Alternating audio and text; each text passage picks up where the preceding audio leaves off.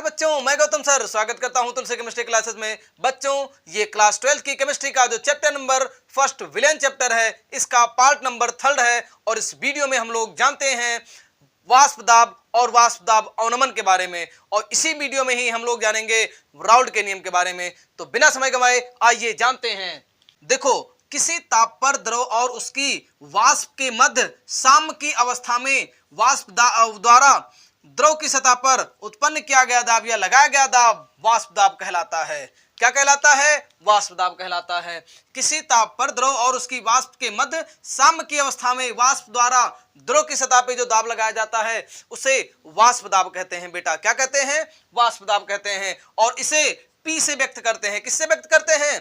P से व्यक्त करते हैं। और ये भी दो प्रकार से इसका सिंबल बनाते हैं। एक शुद्ध विलायक के लिए P0 से व्यक्त करते हैं और विलयन के लिए PS से व्यक्त करते हैं। किससे व्यक्त करते हैं? PS से व्यक्त करते हैं।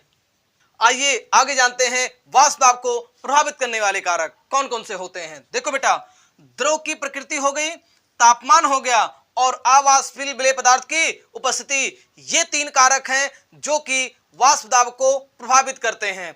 देखते हैं एक एक करके। अधिक क्वथनांक वाले द्रवों का जो वाष्प दाब होता है कम होता है। क्या होता है? कम होता है, क्योंकि इनके अणुओं के मध्य लगने वाला जो वांडर वाल्स बल जो होता है वो बहुत प्रबल होता है। अणु दूर दूर पृथक ही नहीं हो पाते हैं, तो ज्यादा टेम्परेचर देना पड़ता है उसको वाष्प में बदलने के लिए। तो जितनी देर में वाष्प में बदलेगा उतना ही वो कम प्रेशर क्रिएट कर पाएंगे। इसी वजह से क्या होता है, अधिक क्वथनांक वाले द्रवों का वाष्प दाब कम होता है और कम क्वथनांक वाले द्रवों का वाष्प दाब कम होता है। किस पदार्थ का क्वथनांक ज्यादा होता है, किसका कम होता है, ये हम पता कर सकते हैं उनके अणुभार से तुलना करके। जिसका अणुभार ज्यादा होता है उसका क्वथनांक ज्यादा होगा, जिसका अणुभार कम होता है उसका क्वथनांक कम होता है। तो इसके आधार पर हम लोग ये चीजें जान सकते हैं। आगे देखते हैं ताप का प्रभाव। ताप बढ़ाने पर अणुओं की गतिज ऊर्जा बढ़ जाती है, जिस कारण से वाष्प दाब भी बढ़ जाता है। क्या होता है? बढ़ जाता है। तीसरा क्या है? अवाष्पशील विलेय पदार्थ की उपस्थिति। तो अवाष्पशील विलेय की उपस्थिति में वाष्प दाब क्या होता है? घट जाता है। क्या होता है? घट जाता है। और वाष्प दाब घट जाता है, इसे क्या कहते हैं? वाष्प दाब अवनमन कहते हैं।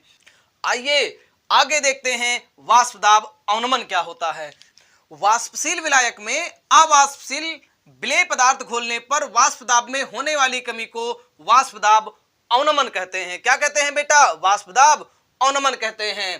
ठीक है, इसे डेल्टा P या P0 माइनस PS से व्यक्त करते हैं। क्या कहते हैं? PA0 माइनस PS से व्यक्त करते हैं। ठीक, कोई वाष्पशील द्रव है उसमें अवाष्पशील विलेय पदार्थ घोलोगे उसका वाष्प दाब कम हो जाएगा, इसे ही वाष्प दाब अवनमन बोलेंगे। देखते हैं वाष्प दाब में आपेक्षिक अवनमन क्या होता है। देखो, किसी विलयन के वाष्प दाब अवनमन तथा शुद्ध विलायक के वाष्प दाब के अनुपात को, किसी विलयन के वाष्प दाब अवनमन तथा शुद्ध विलायक के वाष्प दाब के अनुपात को क्या कहते हैं? वाष्प दाब में आपेक्षिक अवनमन कहते हैं। बेटा क्या कहते हैं? वाष्प दाब में आपेक्षिक अवनमन कहते हैं। यहां तक की बातें समझ में आई? इसे P0 minus PS upon P0 से व्यक्त करते हैं। ये बातें समझ में आई होंगी। आगे देखते हैं राउल्ट का नियम। देखो बच्चों, किसी विलयन की वाष्प दाब का जो आपेक्षिक अवनमन होता है वो विलयन के घटकों के मोल प्रभाज के बराबर होता है। किसके बराबर होता है? विलयन के घटकों के मोल प्रभाज के बराबर होता है। अर्थात एक समीकरण बन गया, ये P0 minus PS upon P0 is equal to NB upon NA plus NB। और बेटा देखो, तन विलयन के लिए विलेय का मोल NB जो होता है उस विलयन में उसको नगण्य मान लिया जाता है, बहुत कम होता है। तो समीकरण क्या हो जाता है हमारा? इसमें मिलता है P0 minus PS upon P0 is equal to NB बटे NA। और N यहां पर क्या होता है? मोल होता है।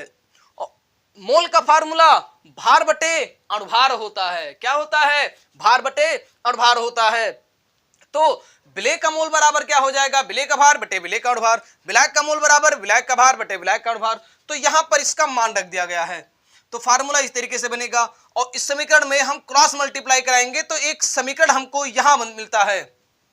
इसमें क्रॉस मल्टीप्लाई कराने पर एक समीकरण ये मिला, P0 minus PS upon P0 is equal to WB into MA और WA इंटू M डैश। ये वाले फार्मूले पर सवाल लगेगा यह है राउल्ट का नियम। आइए आगे देखते हैं राउल्ट के नियम की सीमाएं। देखो बेटा, राउल्ट का नियम तन विलयन पे लागू होता है, सांद्र विलयन पे लागू नहीं होता। दूसरा, राउल्ट का नियम केवल आवासशील विलेय पदार्थ के विलयन पे लागू होता है, विद्युत अपघट्यों के विलयन पे लागू नहीं होता है। और लास्ट पॉइंट, राउल्ट का नियम आदर्श विलयन पे लागू होता है, अनादर्श विलयन पे लागू नहीं होता। उम्मीद करते हैं यहां तक का टॉपिक आपको समझ में आया होगा। आगे के टॉपिक को पढ़ेंगे नेक्स्ट पार्ट में। तब तक के लिए नमस्कार, जय हिंद।